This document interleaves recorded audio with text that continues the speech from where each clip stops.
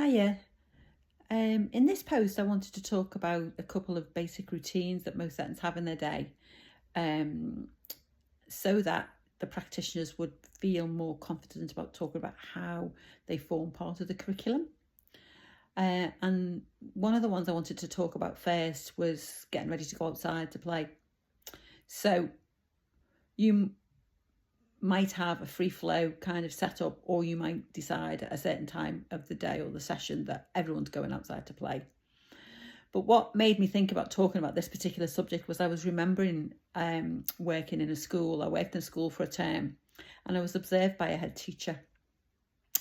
And she gave me some feedback after she'd observed me. And what she observed was the 2-year-olds, it was a 2-year-old provision, getting ready to go outside. So I was leading that session, and we would go outside every single day, no matter what the weather. It was bucketing down, we'd still go outside. So we spent a good 20 minutes of those 2-year-olds getting ready to go outside by putting on their wet weather gear and their wellies. So we had those kind of thinnish, all-in-one suits with a zip right the way up and wellies. So those children would spend that time getting their wet weather gear on, finding the pairs of wellies, sometimes putting a coat on top if it was really cold as well. And they got really adept at it over the term, in able to do that. And there were a couple of boys who loved helping the others, so they could get dressed fairly quickly. They were nearer 3 in age. So they would get themselves ready, and then they'd want to help others, so they'd help them find their wellies, they'd help them put the wellies on. So there was loads and loads of really good learning going on in that kind of 20 minutes. But the feedback that I got from the head teacher was that it needed to be quicker.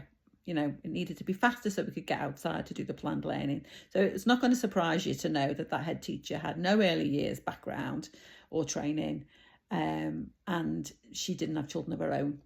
So, sometimes where we work, people have got a crazy idea of what makes up learning, and really the point I'm making, and I've made in the other couple of posts I've made, is the routine parts of the day can have significant learning opportunities and teaching opportunities for children, and they should and do form part of your curriculum. So when we're thinking about getting outside to go and play, whether you've got a kind of free flow setup or a planned time that you go outside, let's think about what that means for younger children, so babies and young toddlers who might not be as physically able to get themselves dressed as a 2-year-old can. But what your practitioners are doing, what you're doing if you're a practitioner, is you're modelling the language, aren't you? And you're saying to a child, let's get your coat, let's get your shoes. Can you find your shoes? How many shoes? 1 shoe, 2 shoes. You might be counting up the buttons on the coat as you're helping them, fasten their coats. You might be saying, 1 arm in here and 1 arm in there. You might be kind of playfully putting things in the wrong place, putting gloves on their feet or the hat on their hands or whatever. Sometimes making mistakes on purpose is good learning, isn't it? Because children love to then be able to correct you, and that can sometimes help reticent communicators, can't it, when you get things wrong on purpose, that they want to tell you how to do it right. So those babies and toddlers, you are modelling what you want them to be able to do, and eventually, as they're getting nearer to 2 and ready to move out of that room, they'll recognise where their shoes are or where their coat's kept, and they'll be able to find their own. So you will be supporting them in developing those skills. So when we think about preschool room, 3 and 4-year-olds are usually much more adept at those independent skills of dressing themselves. That said, they probably still need help with zips or practicing zips.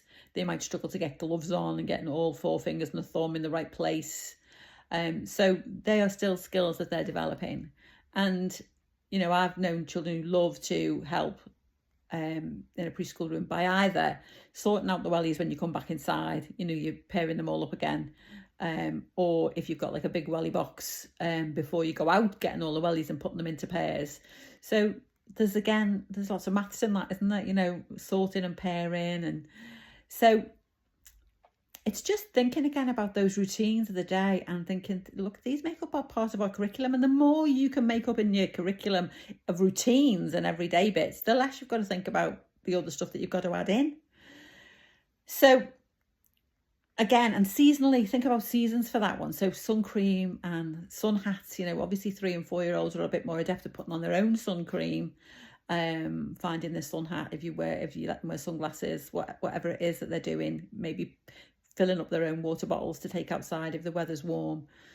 So, it's not all about just winter, is it? And then putting the coats on. There's independent skills in every type of going outside, getting ready to go outside. And then just quickly, I wanted to touch on another part of the routine that kind of often sits alongside going outside. And that is circle time. So I have observed many circle times in settings that are used to corral children into a space whilst the floor gets mopped or the tables get rearranged, either to prep before dinner or after dinner, or to prep before going out or coming in from outside. And if you need to do that, because obviously sometimes we do need to do that, let's make that circle time have an intent, have a learning intent, and have teaching. Too many times I've seen children standing on books, ripping books, pulling off wall displays, because that circle time as such isn't well planned, isn't well thought out, and really the only learning going on is ripping books. And quite a lot of times I've thought, if the practitioner had thought it through and thought, well, how could I make this a learning opportunity? How could I, what do I want children to learn in this short time that we're corralling them into a corner while we get other things done? And I think it's much better to do something active, whether it's singing songs, action songs, using puppets, something that will actually engage the children for that short time. And maybe leave the reading of a story to a time that is calmer, more focused, possibly a smaller group of children, or even one-to-one, so that practitioner can really focus on the child and make it a more personalised time. And so that really reading a book together, reading a story, is a lovely experience, rather than half the children are facing the other way, they're pulling each other's hair, they're pushing each other over, they're, like I say, they're standing on a book, and half the children are just not engaged. So that's it really for today. Again, I just wanted to kind of get you to think about other routine parts of the day and how they can make up your curriculum.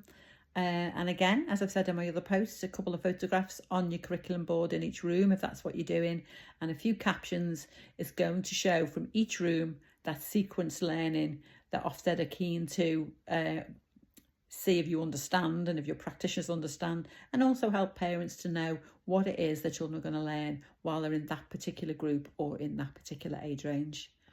Okay, thanks, bye.